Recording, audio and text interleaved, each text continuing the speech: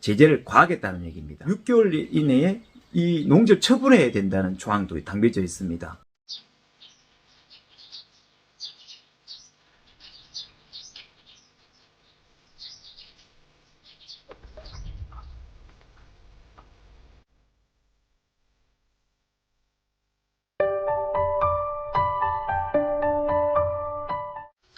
안녕하십니까, 농부놀이터입니다. 오늘은 그 농지법을 개정에 대해서 어떤 쟁점이 있고 어떤 논쟁이 있는지 대해서 말씀드리겠습니다.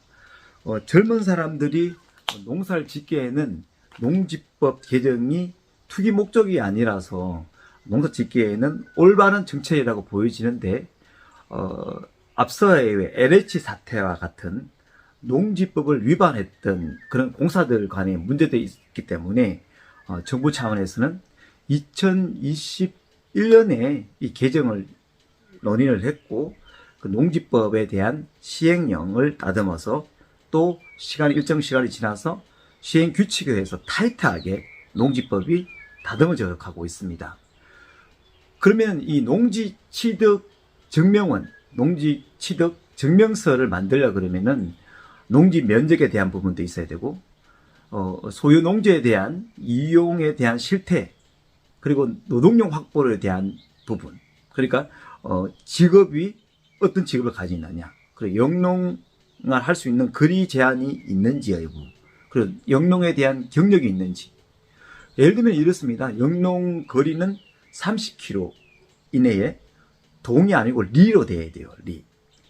나중에 품질 관련의 직불제와 같은 그런 공익 직불제와 같은 그런 거하고의 연결고리가 있는데요. 이 증명을 하기 위해서는 농업경영계획서라고 있습니다. 그 안에 내용이 아까 말씀드렸던 그 내용이 다 담겨져 있어야 되고요. 그 농업에 대한 지역은 농촌진흥지역, 절대농지와 같은 농업을 보호지역에 대해서는 타이트하게 구성되어 있다는 게 농지법의 기본 원칙입니다. 그래서 전원주택을 가진 소유자 또는 텃밭을 하기 위해서 준비하기 위해서 시행하고 있는 비농업인에 대한 제약이 크다는 겁니다. 300평, 그러니까 1000제곱미터를 봤을 때는 302평 정도 되는데, 302평 미만인 지역을 가진 소유자, 비농업인들한테는 제재를 과하겠다는 얘기입니다. 그러니 이 농지를 기득권을 가진 사람들에 대해서 이게 투기 목적에 대한 것을 건조시키겠다는 게 주 쟁점입니다. 그래서 이거를 가지고 있는 지역에 있는 비농업인 같은 경우에는요, 6개월 이내에 이 농지를 처분해야 된다는 조항도 담겨져 있습니다.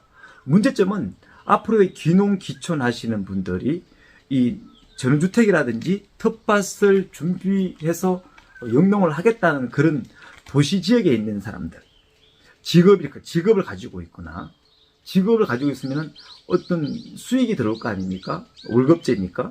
하면 2,700만 원 이상일 때는 농업인을 인정하지 않겠다는 것과, 그리고 경력이 텃밭을 가지고 302평 이하의 텃밭을 가지고 있는 부분에 있어서는 농지심의위원회라고 있습니다. 농지심의위원회에서 이것을 결과고시를 해서 농지의 면적과 농지 실태조사와 경영계획과 뭐 여러 가지 이유를 따져서 농지심의위원회에다가 통과를 해야 되는데, 통과하기에는 매우 어려워졌다, 이렇게 보시면 됩니다. 농촌 및 식품산업 기본 시행령, 그에 따르면 제3조 2항에 따라서 발급된 농업인 계획서라고 있는데, 2015년에 만들어졌던 이 계획서인데, 그걸 그대로 존치하겠다. 농업경영계획서를 만들어 와라. 그리고는 300평 이하의 기준에서는 기준점이 너무 강화됐다는 그 기준 조항이 그대로 따라간다는 겁니다.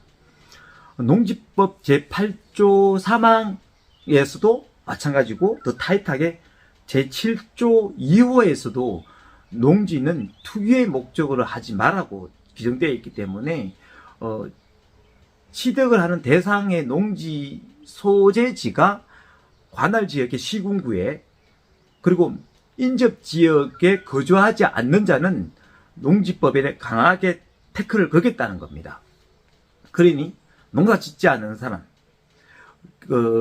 우리 이런 게 있어요. 경자 유전의 원칙이 있습니다. 경작자가 농사 짓는 원칙, 임대를 하거나 또는 농지를 샀거나 해서 경자 유전의 법칙이라는 게 그것을 강화하겠다는 내용입니다. 그래서 이 농지 취득 증명서를 만드는 데는 가까이에 있는 분들한테는 이틀이나 사흘 만에 다 완료가 되는데 농지 전용을 하기 위해서는 기간이 한 4일 정도 걸리고요. 농업 경영 계획을 해서 하거나 주말 체험 농장이라든지 뭐 텃밭을 하겠다는 부분에서는 7일 이상 더 소요됩니다.